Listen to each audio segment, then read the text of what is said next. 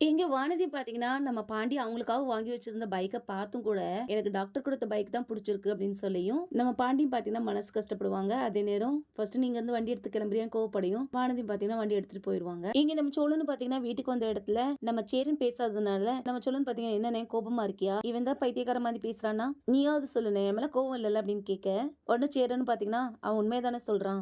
அமைதியா இருக்கிறதுனால நீ என்ன பேசினாலும் நான் கேட்டுட்டு இருப்பேன்னு நினைச்சியா? நிலாவுக்கு அந்த வேலைய பத்தி சொல்லும்போது அவர் யாரு என்ன ஏது பணம் வருமா வராதான்னு தெரிஞ்சுதானே சொல்லியிருப்பேன். ஏன் அது உனக்கு புரியல?